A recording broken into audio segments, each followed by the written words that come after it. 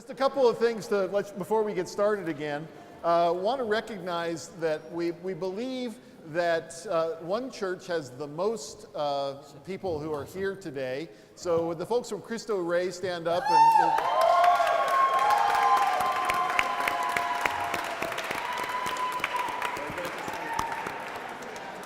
40?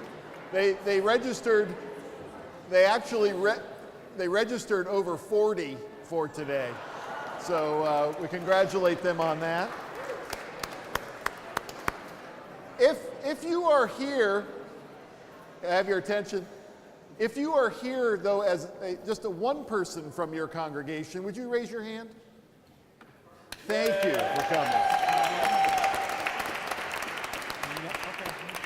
This information is so important to be getting out and getting into our congregations throughout the diocese. Thank you all for being here today. I also want to thank one more group, and that's the young adults that are here today helping. With the red t-shirts, you've seen them today. Let's give them a hand.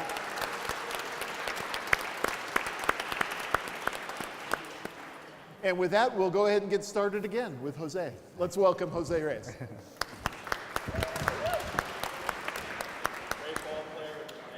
That's right. Well, good morning to everyone, and thank you so much for allowing me to be here, inviting me to come.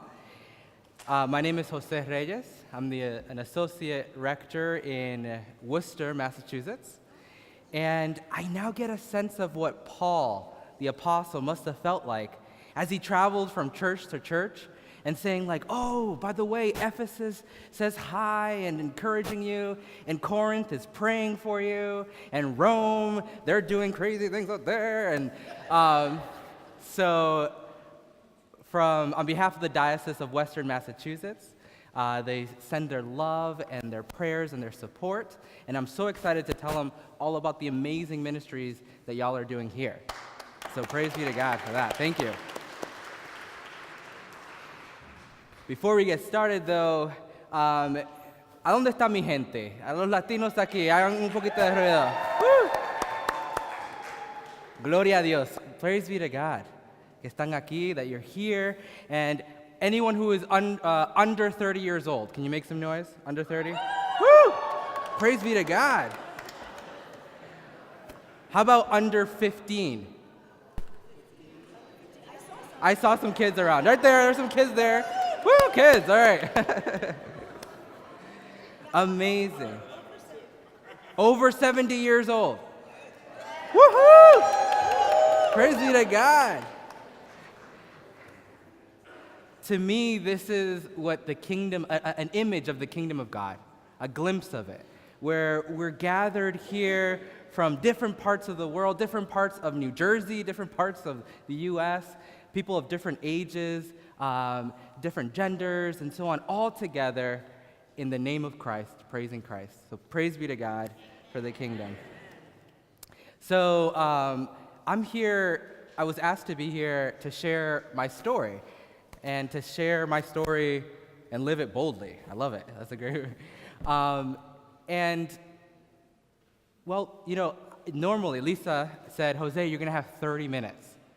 And I was like, holy cannoli, because the churches where I grew up, the preaching always lasted 20, 25 minutes, right? So, and then in Virginia, where I went to Virginia Theological Seminary, VTS, all right. And there, while in my, sermon classes and so on, they're like, you need to keep it at 10 minutes, 15 minutes. The churches that I served there also preach for 20 and 25 minutes. So fantastic, I was prepared for that. And then, now that I'm in Western Massachusetts, my first sermon, I thought it was amazing and great. And apparently 20, 25 minutes is a mortal sin in Massachusetts. So I was told it needed to be 10 minutes. And so I was like, brothers and sisters, the Holy Spirit doesn't show up in 10 minutes. What am I supposed to do? And so we compromised to 13 minutes.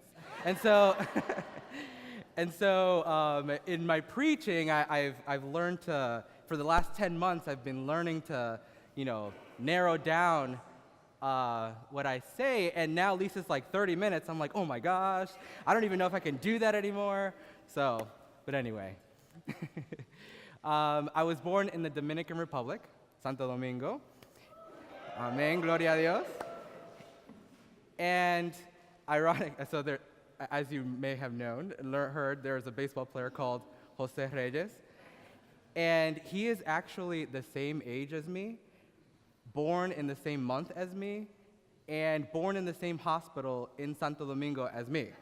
And so my sister likes to tease me and say that my mom picked up the wrong José Reyes.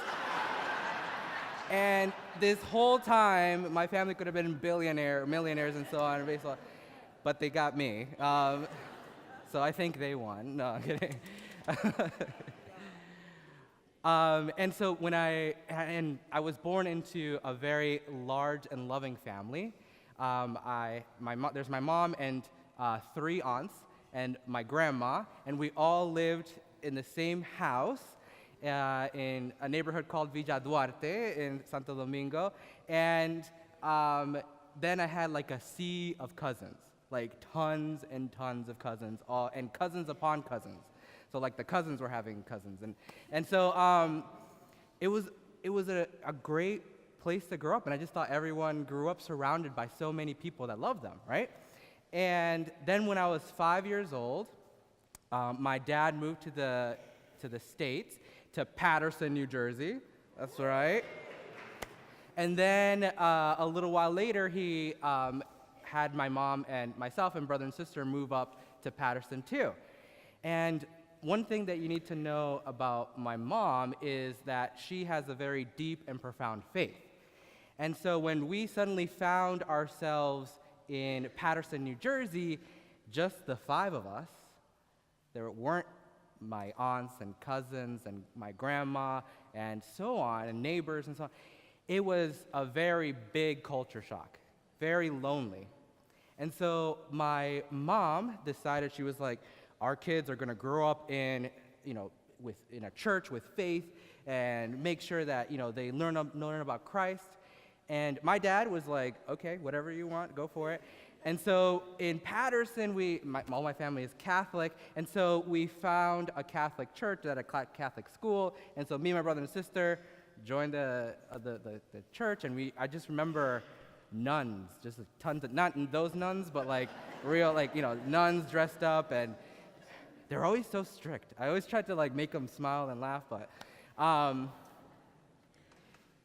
but then we moved to Springfield, Massachusetts. And Springfield, yeah? Berkshires, yeah, all right. I love traveling and meeting folks from Massachusetts. This is amazing. And so, so we moved to Springfield, and again, my mom was like, we need to find a church. And my dad's like, whatever you want. And so my mom goes off, find all the Catholic churches there, and at that time and in that period, there weren't any Catholic churches that were doing Latino ministry. And we were staying with an aunt on my dad's side at that moment, and my mom was just really worried. She was like, where are we going to find that family? Where are we going to find that community?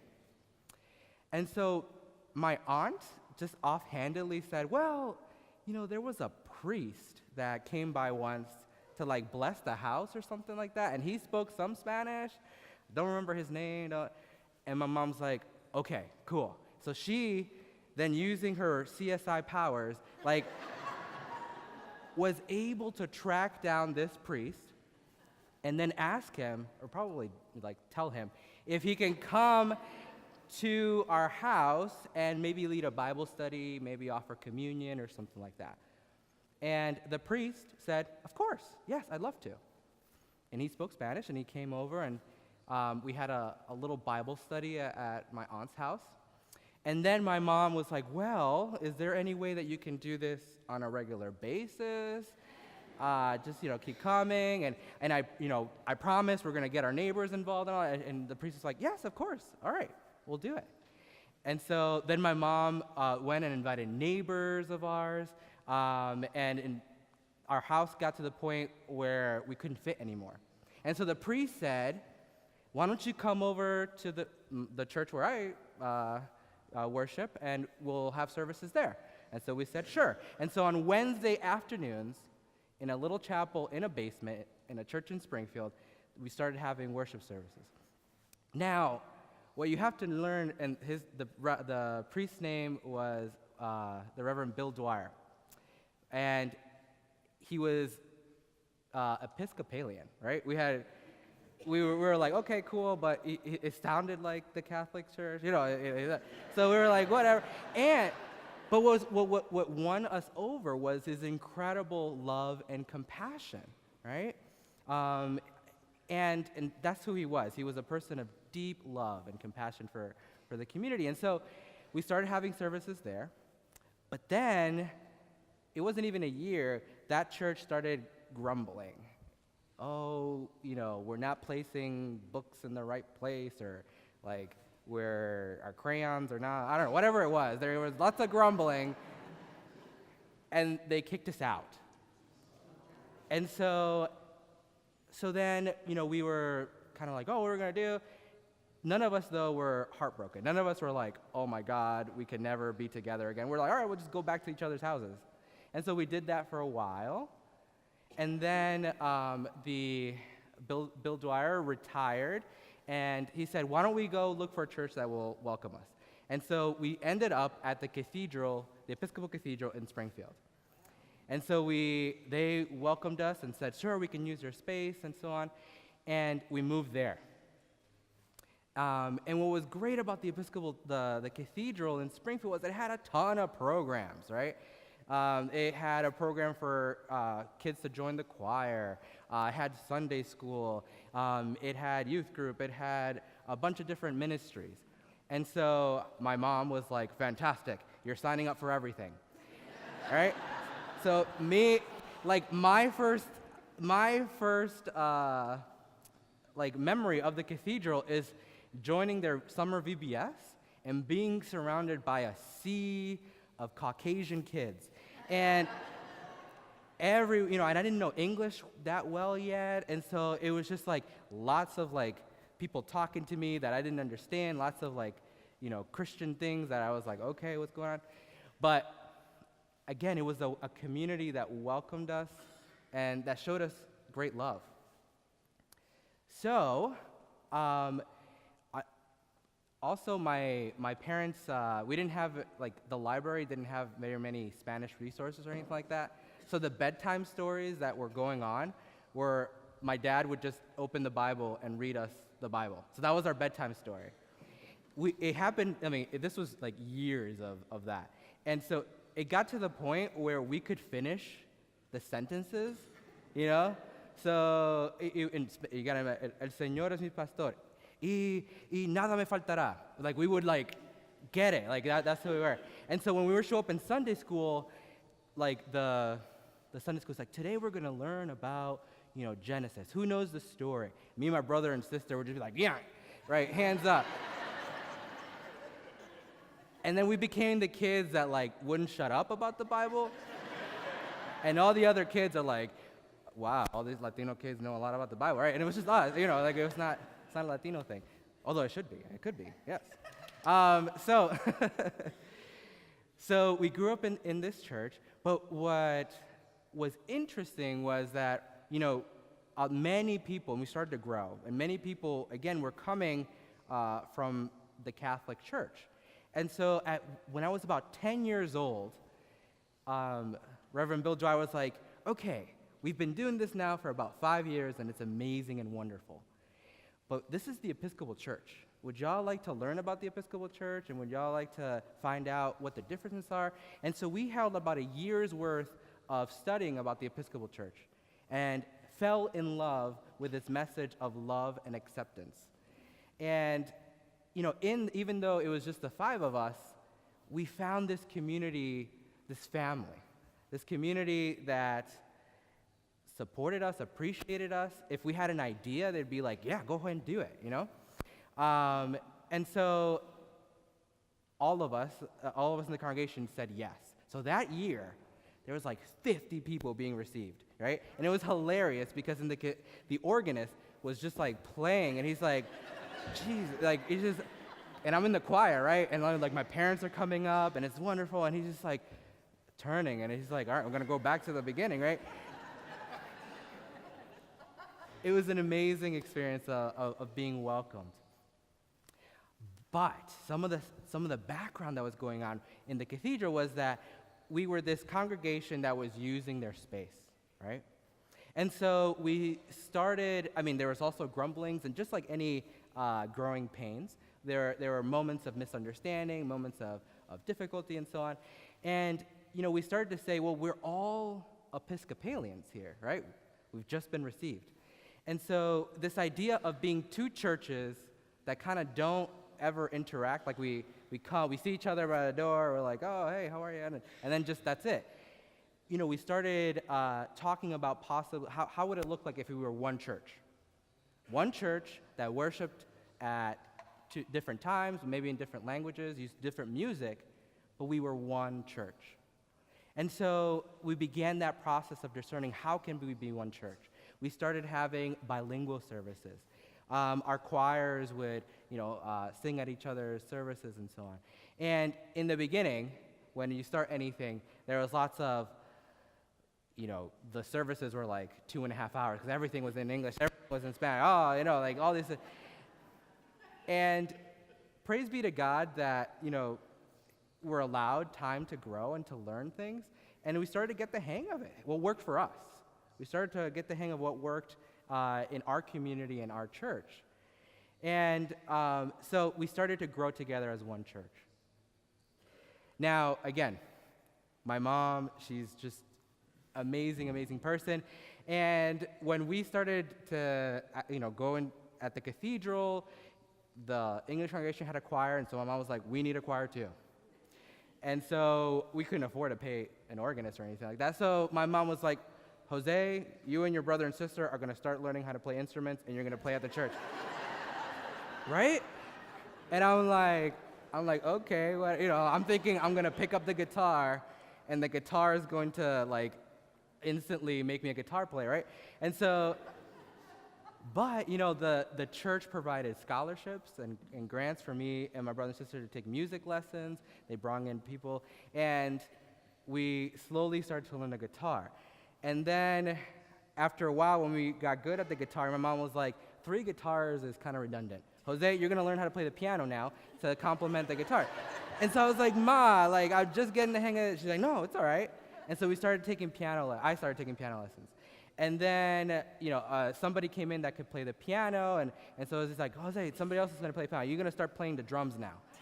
And I was like, holy moly, I'm like, okay. So I learned how to play the drums, and, as I'm growing up, all these music lessons, right, all the time. And I was like, Ma, and it was like pulling teeth. My mom was like, Jose, I don't hear you practicing. I'm like, all right. Banging the drums. And one of the amazing things that the cathedral offered was youth retreats. And so actually, there's Barbara Briggs. She was in my she was one of my youth group teachers, and she's here. I don't know where you are. I can't see you. There he is. Woo! So she was one of my youth group teachers, and so we started having retreats, and especially when we hit the end of middle school and high school, it was happening. That was what we went to. And so I went there, young teenager, and I was like, oh, can anyone play the guitar? It's a church function, so it's an automatic that Jose plays the guitar at a church function, right? Which I'm going to do today. Wow. That's awesome. And so I was like, yeah, sure, I can do it, And so I learned some of the music, and then suddenly, all of the girls were so impressed that I could play. All right. And I was like, oh my God, this is amazing. And I came back, I was like, Ma, thank you for making me play. It was a life-changing experience, but at the same time, happening was another life-changing experience, because up until that point, church and school were very separate for me. I would enter the school world, and you studied and you did all these things, and anytime you talked about church, it was a little weird, and so I was like, okay, they're separate. Then I go into the church world, and I'll be all about God and my friends there, and we sing and worship. but they were very separate. And happening was this youth retreat was one of those first times where church and like the outside world kind of melded together. And it was the first glimpse of living a life that God was a part of all the time, and not just when I was in a church building. And soon after that, opportunities for mission came up where we had mission work in the Dominican Republic, and also we acquired toured in England, and so there was opportunities to travel and see church communities and the amazing things that they were doing outside the U.S. and learn from them, and then also learn from other folks in our diocese. So I started to meet people who were from the Berkshires and people who were from even different dioceses in Boston, and the idea that God was bigger than Springfield, Massachusetts, like blew my mind, right? I was like, whoa. And so, in growing up, I really loved when God was a part of all the world. I felt a little bit like Jonah, when Jonah was like, God was like, Jonah, preach to Nineveh, and he's like, I don't really want to. So he goes off, gets on a boat, and thinks he's gonna get away from God, right? And then he finds out that God is even in the middle of the ocean, right? Even inside the belly of a fish or a whale. And so it was like that realization that God was much bigger than I ever thought or imagined. To continue on my story, graduated high school and was like fantastic, going to college, got a scholarship to go to Williams College, and went there and went to the Episcopal Church there. And St. John's is amazing and great, but it didn't speak to me in the same way that my church community spoke to me. My church community in Springfield, it felt like a family, right? It felt like we visited each other, we prayed for each other, we argued with each other, but it was okay because we were family, right? And we were growing together. And at the church in Williamstown, that was the first time that I discovered that not all churches were the same, right? That all churches had the same kind of culture and so on. And I really struggled in finding where my church community was, just like many other college students, right? Like it is a time when you're out of your home for the first time, it is a time where you're exploring many more points of view than just what you came from. And so where I found my church community was in the Williams College Gospel Choir. And there is this whole world of new music that I've never heard before, and of people getting together, worshiping God, praying for each other, and being that family again, that family that supported each other. So graduated college, went back to Springfield, and I decided that I was done being poor. I was going to make as much money as possible, as fast as possible, and enjoy it, right? Which is why I became a priest, but that's a whole area. So I always like having a direction, and so I would randomly choose, I'm going to go into finances, because that was like, what was it? It was like 2007, and and everyone was going to like, New York and Wall Street and all that kind of stuff, and making like a lot of money, and like, 22, and they were like, oh yeah, I have an apartment in Manhattan. I wanted a piece of that. And so I applied to like investment firms and all. I got in, and it just was like, it didn't feed me. It wasn't what I thought God was calling me to do. I didn't voice it in that way. I was just like, I don't like it. But now I have more language to say, I just wasn't what God was calling me to do. So then I was like, I'm going to go to, I did landscaping for a while, which was great and amazing. And then I worked in elder protective services, doing social work for a few years, then for the Mental Health Association. And I really thought then I was going to become a lawyer. They seemed pretty happy, right? And they seemed to like,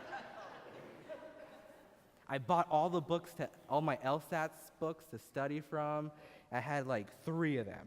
And I was like, I signed up for the LSATs, and I started studying. And God bless you lawyers out there for all the amazing work that you do. But for me, it was like the most boring thing that I've ever encountered, right? It just wasn't. And so I had a freak out moment. I was totally like, oh my God, I'm just walking around this world aimlessly. Everyone else seems so happy. I am just, in the desert, in the middle of the wilderness, like the people of Israel, and not really knowing where I was going. Now, as I was growing up, people would say, oh, Jose, you should be a priest. And I was like, yeah, right. Priest, like, the priests that I knew were these tall, Caucasian, bald men with, like, with beards and, like, super, like, chill and subtle and, like that Elijah, like, still quiet voice and so on. And that just wasn't my personality. So I just like, well, I guess I can't be a priest because like I don't look like that, I don't sound like that. And so people had been mentioning it, but I was like, that's crazy.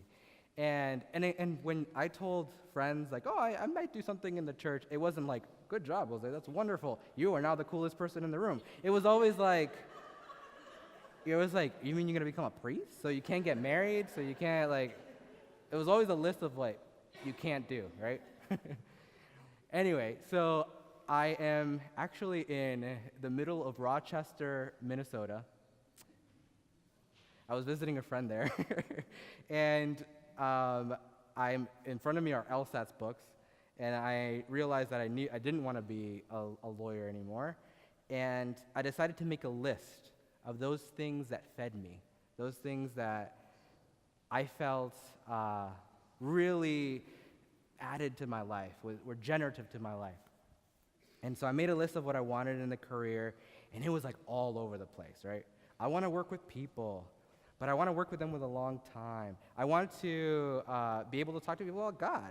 I want to be able to travel. I want to be able to all these different things. And I was like, what job is that? And I'm trying to work like social work. I was like, maybe if I become like a person that, had like a traveling social work show that would, I was like trying to like fit in.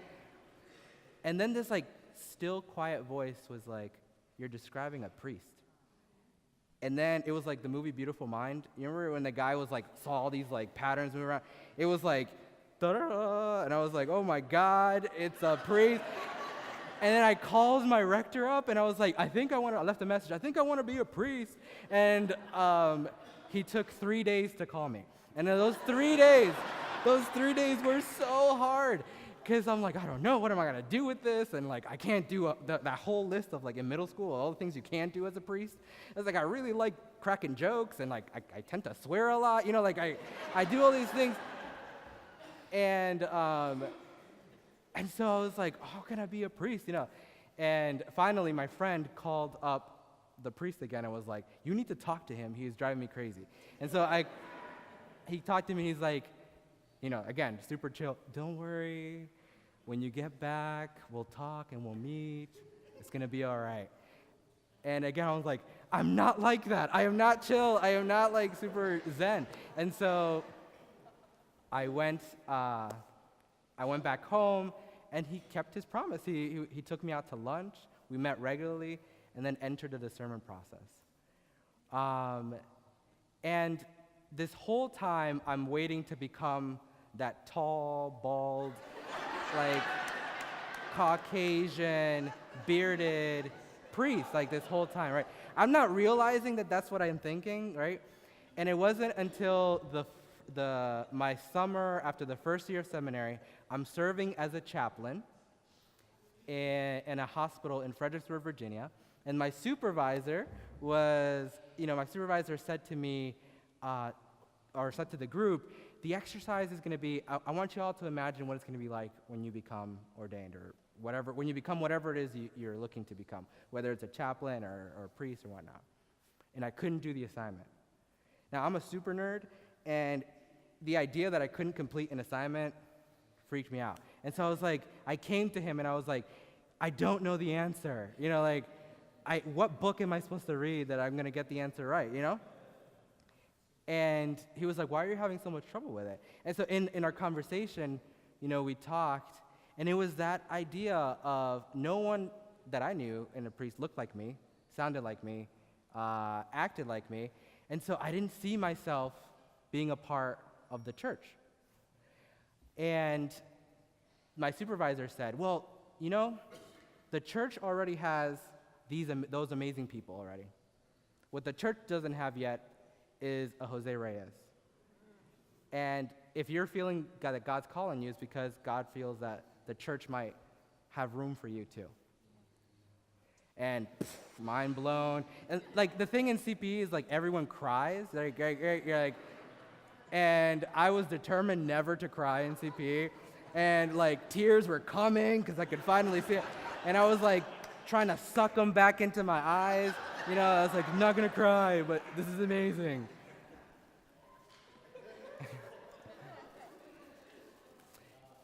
And so now that I am, fast forward 2-3 years later, I'm doing ordained ministry, and now I am in a wonderful parish in Western Massachusetts, Worcester, and it's a different feeling, right? That feeling of that smaller church, family-oriented. I'm in a very different place. It looks very much like this church. It has about 250, 300 people. It's a church, a congregation that's 184 years old. And, well, not the people, but like the church, it's been there. And it's in the 184 years, the neighborhood looks very different than when they first started, okay? So the neighborhood is so multicultural. We had the blessing of so many Latino families from all over the world, but as well as folks from the continent of Africa, places like Ghana, Sierra Leone, Liberia. We have folks from Iraq who are Christians. We have folks who are from Afghanistan, different types of communities. And part of my discernment was I love to be able to be in that community and help the church open up, bring in and welcome new folks and new communities. And one of the big culture shocks was I was in like a welcome group, and I was like, oh, how long have y'all been here? And one person said, oh, I've been here for 28 years. Oh, I've been here for 32. And they turned around and said, oh, I've never met you though. Good to meet you. And I froze. I was like, oh my God, how could you be together for almost 30 years and never have met each other? But that happens in big churches like that. And so that feeling of family is so different. It's not that it's not there, it just acts out in different ways. And so, my ministry concentrates around that, on trying to build communities that already are, lift up communities that are already there, build new connections with communities that haven't yet blessed our lives yet, and bringing the church outside the doors into the community too. And it's been a trip. It's been wonderful and hard, and sometimes I have to suck the tears back in. Other times I'm like, oh my gosh, if only my middle school me knew, I would have totally signed up earlier. But it's been a blessing, and that's one of the treasures that we have in church. Except in hospitals, churches are the only place where you can sit next to someone from a different part of the world, a different political belief from you, a different situation in your life, socioeconomic, and still call them brother and sister. Praise be to God that we have a God that welcomes all, that we have a God that has room for all, that we have a God that the kingdom that God is establishing is one that involves all the world. Amen.